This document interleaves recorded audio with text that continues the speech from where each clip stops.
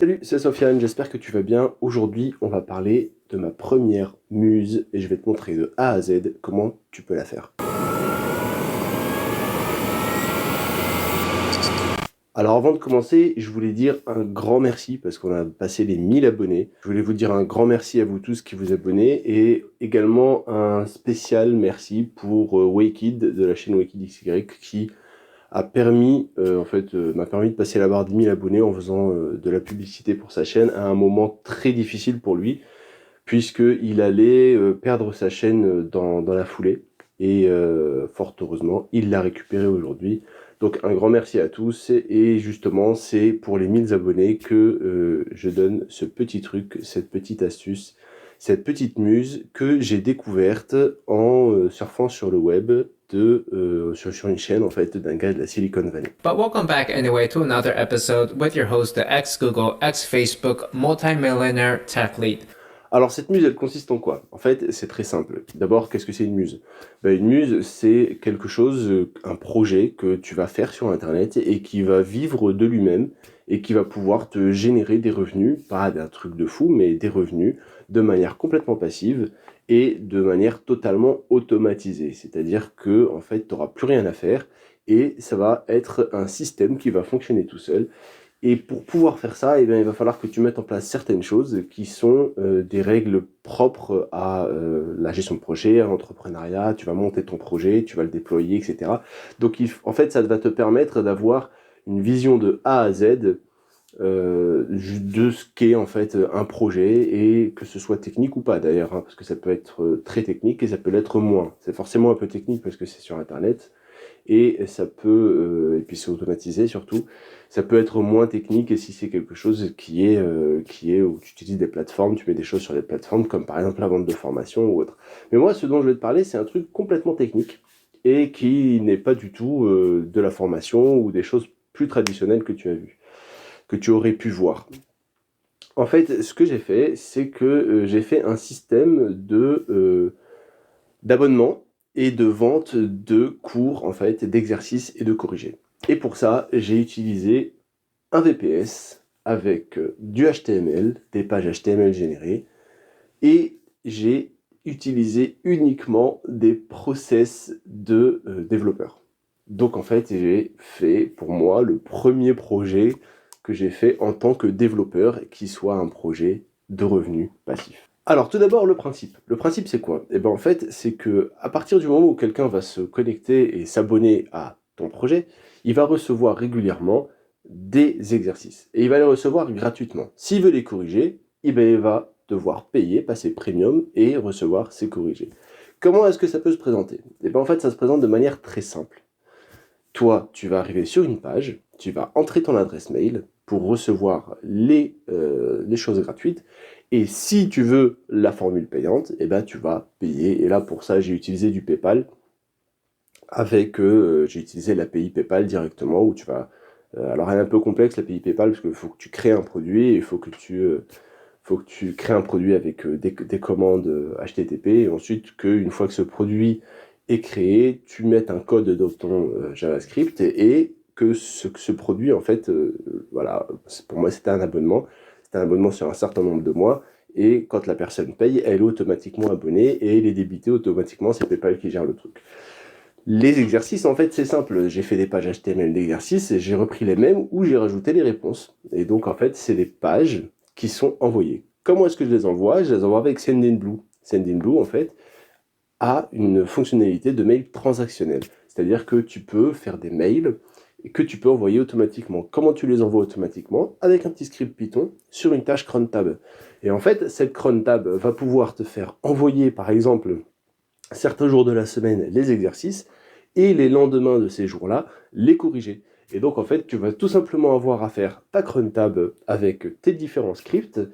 Et donc, en fait, ton script qui va être envoyé, par exemple, le lundi, ça va être l'exercice, le mardi, ça va être le corrigé, le mercredi, l'exercice, le jeudi, le corrigé, etc.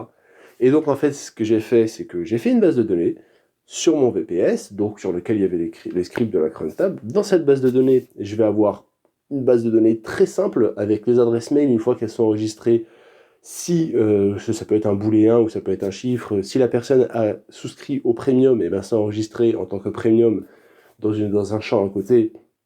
Si c'est enregistré en tant que gratuit, ça va être mis en tant que gratuit.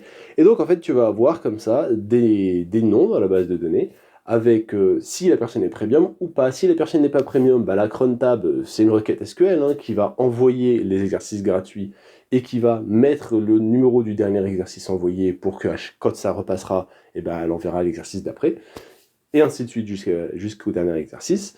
Et si par contre la personne est premium, et ben elle fera pareil, mais en plus de ça, il y aura une autre cron tab le lendemain qui vérifiera tous ceux qui ont en plus un champ premium et va envoyer les corrigés des exercices, toujours en mettant le numéro du dernier exercice de la veille. Ce système-là est tout bête, tout simple, il ne demande pas beaucoup de code, le seul code que j'ai fait c'est du script Python, mais il demande par contre une bonne connaissance de tout l'environnement technique.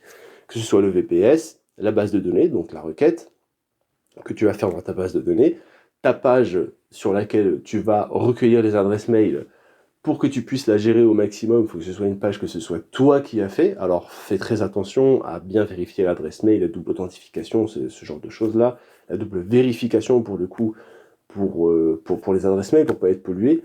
Mais dans tous les cas, ces adresses mail-là, si elles ne sont pas bonnes et elles ne sont pas valides, tu as des fonctionnalités sur Sendinblue qui te permettent de te renvoyer les adresses pas valides, toi tu les récupères et tu les effaces dans ta base de données. Et en fait, Sendinblue a une API avec laquelle tu peux communiquer, c'est pour ça que j'ai choisi Sendinblue d'ailleurs, parce que l'API est très bien faite et très intéressante, et ça te permet en fait d'envoyer, et alors tu me dis, mais ça coûte combien tout ça? Et en fait, ça coûte rien du tout. Ça ne coûte rien du tout. C'est-à-dire que Sendinblue a 40 mails par heure gratuits en transactionnel, et je crois que c'est un maximum de 300 mails par jour. Avec 300 mails par jour, si tu as 300 membres premium, après tout dépend du prix de ton produit, mais tu vois que, allez, disons que si tu as 150 membres premium, tu as quand même de quoi générer un petit revenu. Si après ça marche très bien, tu peux, les seuls coûts que tu vas avoir, c'est augmenter ta capacité de mail transactionnel chez Sendinblue, ça se fait, il suffit de payer, et c'est tout. Et c'est tout, le projet est mis sur place, ton VPS il tourne, bien sûr tu vas payer le VPS, le nom de domaine, mais ça c'est des choses tellement peu chères qu'on n'en parle même pas. Mais au final, tu as, grâce au code, grâce à la compréhension du monde informatique, grâce à la productivité en tant que geek, donc ça c'est pour ça que c'est le sujet de la chaîne, tu génères des revenus sans faire quoi que ce soit de plus. Tu vas travailler, ça représente une semaine de travail. Sur cette semaine de travail-là, il faut que tu fasses ton plan, etc. Mais en fait, tu vas faire une petite start-up en une semaine, et au bout d'une semaine, ta start-up, tu as atteint un objectif qui est qu'elle vit sans toi. Donc voilà, c'était mon petit cadeau pour les 1000 abonnés. Alors, une dernière chose, avant qu'on se quitte, je voulais te parler de quelque chose qui est important, c'est que tu me vois moins souvent sur YouTube en ce moment, c'est parce que j'ai un gros projet à côté qui est en train de se faire. Pour ceux qui sont sur le Discord le savent très bien, je suis en train d'essayer de monter une boîte. Et ça me prend énormément de temps, et pour la vidéo, c'est beaucoup plus compliqué. Alors, ce sur quoi je vais sûrement basculer, ça va être des podcasts. Donc, ne t'étonne pas si sur la chaîne, tu vois arriver des podcasts, et si je te redirige vers la chaîne de podcast, des podcasts dans lesquels je vais partager beaucoup mon expérience, et aussi je vais de plus en plus parler de tout ce qui va être mon expérience entrepreneuriale, donc de tout ce qui va être ce genre de petits projets, mais aussi les projets qui vont être des projets plus lourds, plus conséquents, qui m'ont mené petit à petit à être aujourd'hui dans une aventure entrepreneuriale. Donc tout ce qui va être le mindset, tout ce qui va être les choses à mettre en place, tout ce qui va être comment améliorer sa productivité au quotidien, son planning, c'est ce genre de choses. La gestion des finances aussi, c'est quelque chose de super important que j'aimerais aborder. Et tout ça, en fait, le format vidéo est trop contraignant pour me permettre de le faire assez fréquemment. Donc, en fait, je vais passer aussi sur le format podcast, sur lequel il y aura plus de contenu plus régulièrement. Et les vidéos, je vais rester sur des choses beaucoup plus où on a besoin justement de la vidéo. Ça va être, je vais essayer de faire plus de live parce qu'on me l'a demandé, et beaucoup plus de tutos et de choses pratico-pratiques pour lesquelles il faut que tu vois un peu ce que je fais pour pouvoir comprendre et pour pouvoir l'assimiler plus rapidement. Donc voilà, et t'inquiète pas, je tiendrai tout le monde au courant de ce qui va se passer. Et encore une fois, 1000 merci pour les 1000 abonnés. Je m'y attendais vraiment pas, hein, pour le coup. Et donc ça fait vraiment plaisir parce que ça me montre que le contenu te plaît. Le contenu vous plaît à tous ceux qui regardent les vidéos, il vous intéresse et que vous en demandez plus. N'hésitez pas, là je vois que vous commencez à pas mal commenter, n'hésitez pas à commenter, à me faire des retours pour justement que moi je sache un peu dans quelle direction je dois aller et pour pouvoir en fait vous apporter le plus de valeur possible parce qu'au final c'est ça qui me motive. Moi je vois rien et je vous dis à la prochaine. Ciao.